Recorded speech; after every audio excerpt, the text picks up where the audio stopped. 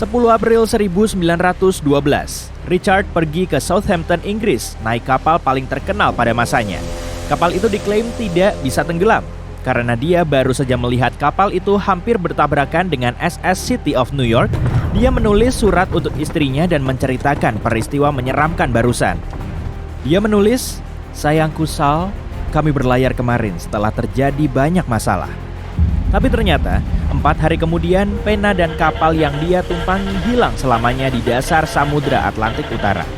Apa ini semacam pertanda buruk? Apa sebenarnya Richard tahu kejadian yang bakal menimpa kapal yang dia tumpangi? Kalau kamu belum paham, Tuan Richard Geddes naik Titanic pada hari dia menulis surat untuk istrinya. 14 April 1912, kapal itu hilang selamanya. Ada banyak rahasia dan harta karun dari Titanic yang terdampar di dasar samudra. Pada tahun 1985, bangkai Titanic akhirnya ditemukan menggunakan teknologi sonar yang canggih. Karena mereka berhasil mengangkat ribuan barang dari Titanic, banyak yang akhirnya dipajang atau dilelang. Perhiasan, pelampung, menu restoran kapal, dan bahkan sampel karpet kabin kelas 1. Barang-barang ini menarik perhatian publik, seperti banyak cerita para penumpangnya. Saintis bahkan berusaha membuat strategi untuk mengangkat Titanic agar bisa dipelajari dan enggak semakin rusak di dasar samudra. Ada yang menyarankan bangkainya diisi bola pingpong agar mengambang. Ada juga yang bilang isi dengan 180.000 ton vaselin. Ide lainnya adalah menggunakan 450.000 ton nitrogen cair untuk memerangkapnya di gunung es yang mengapung di permukaan. Tapi akhirnya strategi itu enggak digunakan karena Titanic terlalu rapuh untuk dipulihkan. Titanic memang salah satu kapal paling menarik yang ada di dasar samudra, setidaknya di budaya populer. Tapi penyelam laut dalam punya banyak cerita lain. Kadang ada juga pesawat yang terdampar di dasar samudra. Penyelam laut dalam di Oahu, Hawaii menemukan bangkai pesawat F-4U Corsair yang sepertinya jatuh ke laut tahun 1946 karena kekurangan bahan bakar. Kalau menyelam cukup dalam, kamu mungkin akan menemukan patung dan artefak yang hilang. Seperti yang ditemukan di satu-satunya taman arkeologi bawah laut yang lokasinya di lepas pantai Napoli, Italia. Di sana, ada reruntuhan kota Romawi kuno, Baia. Patung bawah laut ini keren banget loh. Ironisnya, beberapa peralatan yang seharusnya mengangkut kita ke bulan sudah lama hilang di dasar laut. Kok bisa? Berawal dari akhir tahun 1960-an dan berakhir di awal tahun 70-an. Banyak roket Apollo diluncurkan untuk mengorbit bumi dan bulan. Saat mencapai ketinggian 61 km, bagian pertama pesawat luar angkasa termasuk mesinnya harus dilepaskan. Orang-orang mengira komponen ini hancur atau hilang. Tapi kenyataannya, pada tahun 2012, tim ahli menemukan sejumlah mesin roket sejauh 4 km dari lepas pantai Florida. Sejak itu, mereka melakukan rencana restorasi 2 tahun dan sekarang dipajang di Museum Penerbangan Seattle. Kebayang nggak bagaimana rasanya menemukan kota bawah laut? Tahun 2001, sebuah kota yang hilang ditemukan di Teluk Cambay di lepas pantai India. Beberapa arkeolog meyakini kota bawah laut ini yang tertua dalam sejarah. Ukurannya hampir sama kayak Manhattan. Di sana ada tembok-tembok besar dan bahkan alun-alun.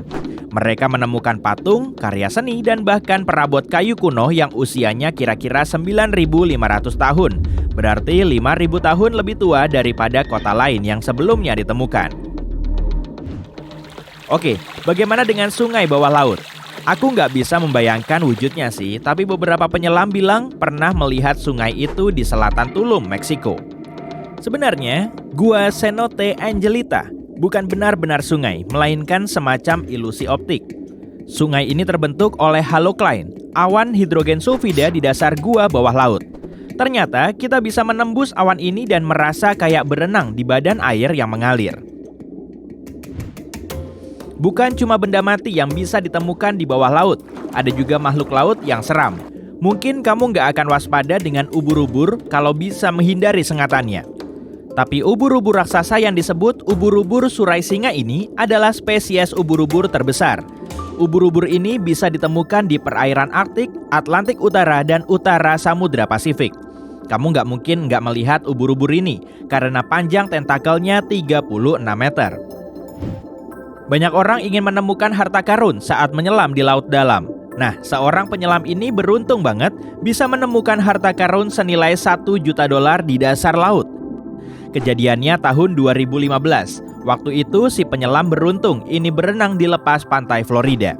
Temuannya berupa 51 koin emas, rantai emas sepanjang 12 meter dan 1 koin langka yang dibuat untuk Raja Spanyol, Philip V.